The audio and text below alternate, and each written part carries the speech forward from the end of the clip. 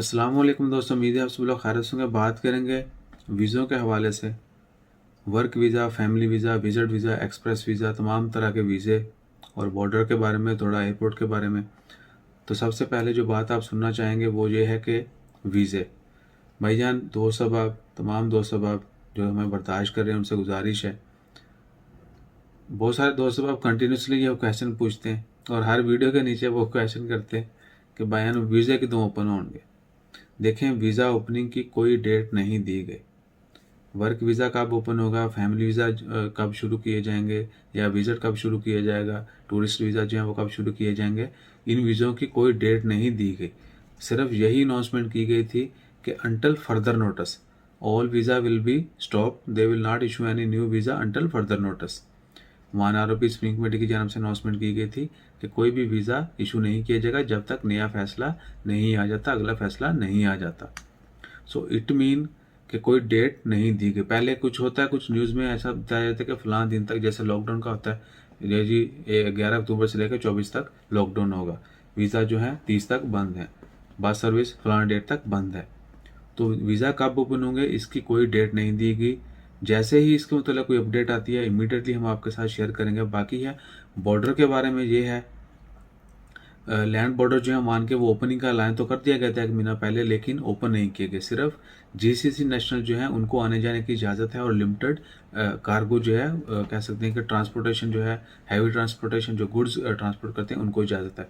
इसके अलावा बहुत सारे खारिजियों को अभी तक इजाज़त नहीं है। सिर्फ स्पेशल परमिट रखने वालों को इजाज़त है, वो भी बहुत कम लोग हैं।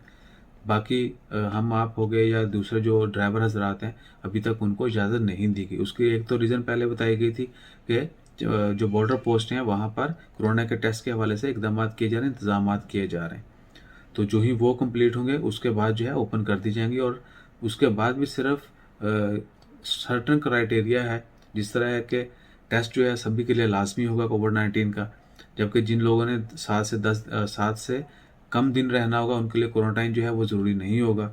जो जीसीसी नेशनल है उनको आने जाने की इजाज़त होगी, लेकिन उनको टेस्ट करवाने की ज़रूरत नहीं होगी। उनको अपना पहला जो है गवर्नमेंट से हेल्थ सर्टिफिकेट है वो दिखाना होगा। लेकिन जो ओमान से जा रहे हैं उनको ओमान गवर्नमेंट की तरफ से हेल्थ सर्टिफिकेट चाहिए हो, जो बाकी मालिक से आ रहे हैं उनको वहीं से चाहिए होगा और वो पोस्ट पे दिखाएंगे। तो जैसे ही बॉर्डर ओपनिंग की तो खैर क्या, जब बॉर्डर्स पे आने जाने की इजाज़त दी जाती है और किन वीज़ा होल्डर्स को दी जाती है, जैसे वो अपडेट आती है वो भी आपके साथ शेयर करेंगे। एयरपोर्ट के हवाले से यही है, 24 अक्टूबर तक तो 2-2 फ्लाइट थी एक वीक में। बाद में जो है कुछ डेस्टिनेशन के लिए 3-3 फ्लाइट भी की गई, नए ममालिक के लिए फ़्लाइट जो है वो भी अनाउंस की गई। इसके अलावा मज़ीद स्पेशली पाकिस्तान के लिए और इंडिया के लिए बहुत कम फ़्लाइट हैं, अभी तक 2-2 फ़्लाइट्स ही हैं और बहुत कम सिटीज़ में जा रही हैं।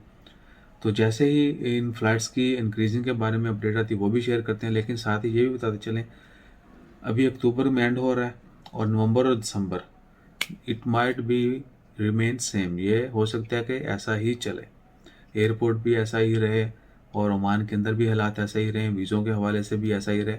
मोस्ट प्रोबेबली चांसेस हैं कि दिसंबर में, या वैसे तो कुछ कभी भी कुछ हो सकता है, ये हम सिर्फ हमारी परसेप्शन है, हमारे ख्याल है कि शायद 2021 तक बात चली जाए।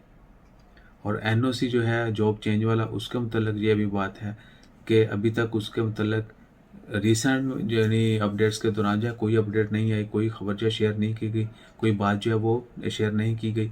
पहले ये अनाउंसमेंट किया गया था कि जनवरी 2021 से, यानी 1 जनवरी 2021 में जॉब चेंजिंग के लिए एनओसी ख़त्म कर दिया जाएगा। तो जैसे ही उसका मतलब कोई अपडेट आती है वो भी शेयर करेंगे। और हाँ, बात में क्यों कर रहे हैं एनओसी की, हो सकता है इसको भी डिले करते जाए, क्योंकि जो करंट सर्कमस्टेंसेस हैं, जो सिचुएशन चल रही है, इनकी वजह से हो सकता है जॉब चेंजिंग एनओसी उसको भी थोड़ा पोस्टपोन कर दिया जाए। ये सिर्फ मेरे अपने ख्याल आते हैं। इसके अलावा जैसे ही कोई अपडेट आती है वो भी आपके साथ शेयर करते हैं। अपना ख्याल रखें, दुआ में याद रखें। हमारा ख्याल रखने के लिए सब्सक्राइब करें। जज़ाकल्लाह, अल्लाह हाफिज़।